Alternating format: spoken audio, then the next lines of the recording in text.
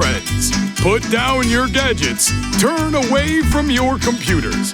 Get out your scissors, paper, and glue because it's time for a paper adventure.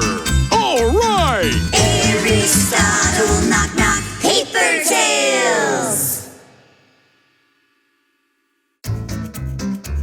In one particularly papery land, there lived a moose named Aristotle and a woodpecker named Knock Knock.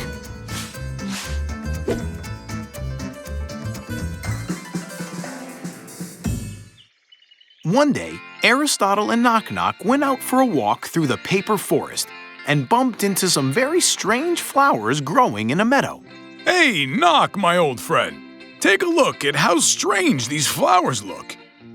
I have never seen such vivid colors before. You're right, Ari. Let's pick them, and we can study them in detail. The friends collected the flowers carefully and took them home.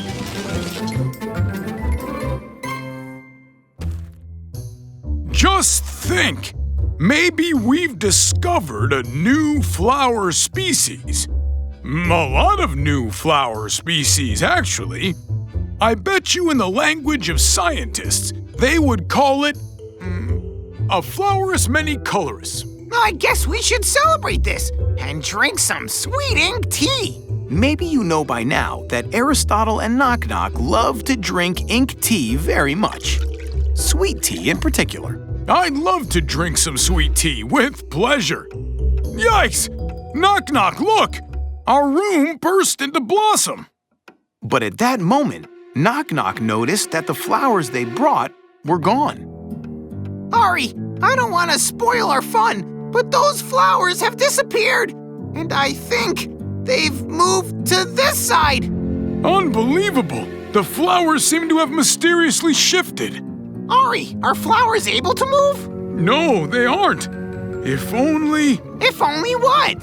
If only we hadn't discovered a totally new species of running flowers. Aha! Flowerous runner-rounder us. Yes, I guess it's time for a paperous thinkerous. I should give it a paperful thought. But Ari was not successful in his thinking because he heard his friend Knock Knock yelling. Ari, don't worry, but I'm gonna yell. Ah! All over the interior, in all the rooms, throughout all the passages, and even besides the entrance to the friend's house, there were flowers. Incredible! Just how come there's a jillion flowers scattered all around here? I don't know, Ari. They must have collected themselves. We need to do something paperful about it. First, I need to think this paperfully through.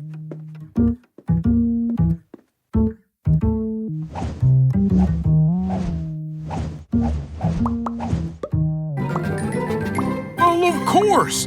Look, Knock. Doesn't this resemble anything to you?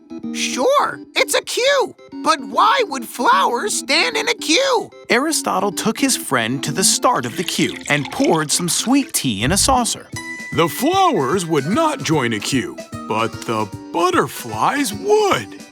So, they're butterflies? Sure they are. They're migrating. They fly by to the faraway lands and they need strength to cover the distance.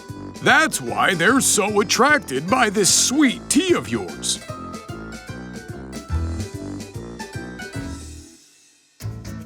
How to make a paper butterfly. Cut out 2 square pieces from paper of different colors. Fold them like bellows, after which secure each bellows with a thread or using a stapler, like this. Now, join together 2 sheets and spread the paper butterfly's wings. The paper butterfly is ready.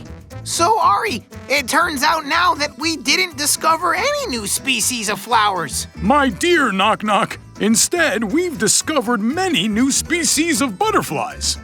Right! Now I'm gonna name them all.